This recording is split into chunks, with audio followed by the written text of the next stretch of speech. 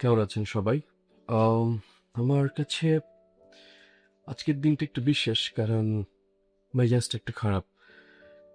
আপনারা জানেন যে থটকাস্ট সাধারণত সেসব জিনিস নিয়ে কথা বলে যেগুলো সাধারণ মানুষ কথা বলে না, কিন্তু আপনার জন্য প্রাসঙ্গিক এবং আপনার উপর ইমপ্যাক্ট ফেলে।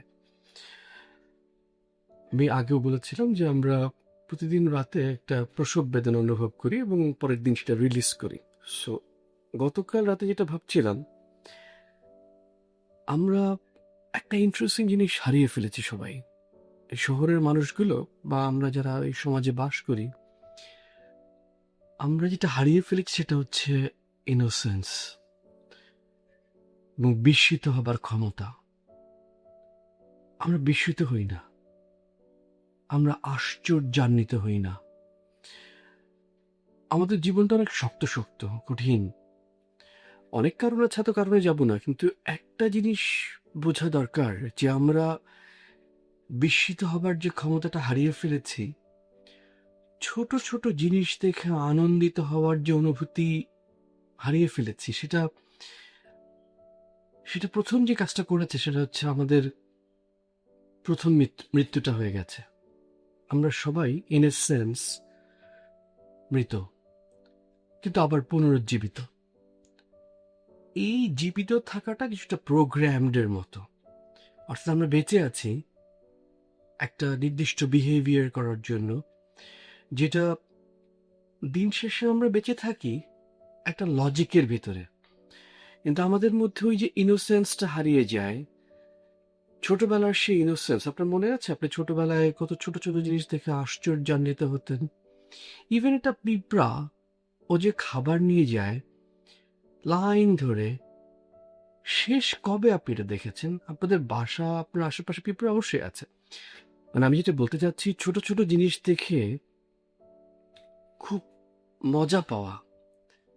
বড় জিনিসে মজা আর পাবেন না, কারণ বড় জিনিসে মজা আর ঘটে না।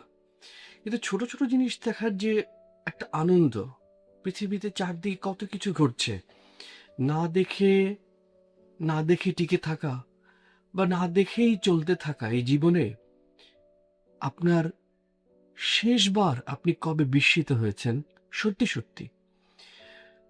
মোস্ট অফ পিপল প্রবাবলি আমরা অভিনয় করি, কিছুটা বাধ্য হয়ে, পরিস্থিতির শিকার, কিংবা কিছুটা হয়তো নিজেও জানি না, এক ধরনের ঘোরে থেকে এক ধরনের বাধ্য হয়ে বিস্মিত হবার একটা অভিনয় করে যাই, নিজেদেরকে বোকা বানাই। প্রবাবলি এটা বললে বোধহয় একটু বেশি হয়ে যাবে, কিন্তু এটা সত্য। নিজেদেরকে নিজেরা বোকা বানিয়ে এক ধরনের প্রোগ্রাম লাইফ লিড করি। আমার মাঝে মধ্যে মনে হয় যে আমরা নিজেদের যে সত্তাটাকে অস্বীকার করি, এটা যদি স্বীকার করতে পারতাম তাহলে আমাদের জীবনটা কতটা সহজ হতো। চিন্তা করেন, আমি আমার কথাই বলি, ধরেন আমি হার্ড রক শোনা মানুষ, আবার মাঝে মধ্যে বাউলও শুনি। আমি দুটো সত্তারই অধিকারী।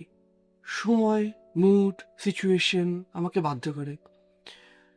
সো আমি যখন হার্ড রক শুনি, আমি হেড ব্যাংও করি, গাড়ি চালাই আর হেড ব্যাং করি। আবার একই সাথে খুব গভীর রাতে একা একা বাউল সুরে নিজের ভিতরে রক্তক্ষরণ, নিজের ভিতরের ক্ষরণটাকে অনুভব করার চেষ্টা করি। দুটোই আমি। স্বীকার করতে দোষ কি? মানুষের তো অনেক ধরনের সত্তা থাকে, আপনারও আছে।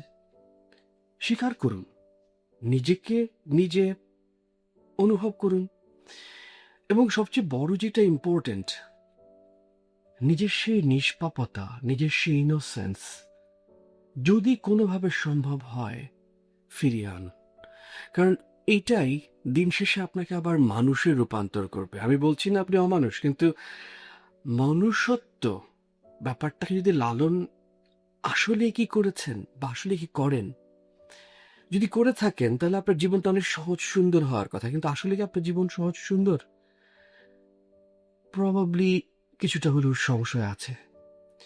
আমাদের থটকাস্টে আমরা আজকে যেটা বলতে চাই যে আম, নিজেকে নিজে প্রতারণা করবেন না। সবচেয়ে ইম্পর্ট্যান্ট, আমাদের চারদিকে মানুষগুলোর মধ্যে অনেক বেশি অভিনয় থাকে। এই অভিনয়ের ভিতরেই তো বেঁচে আছি।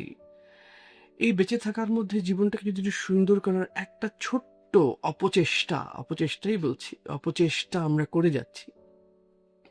একটু ভাবুন, একটু রিফ্লেকশন, নিজের দিকে রিফ্লেক্ট করুন। দেখবেন আপনি অনেক কিছু হারিয়েছেন, কিন্তু এখনো অনেক কিছু পাওয়ার সুযোগ আছে।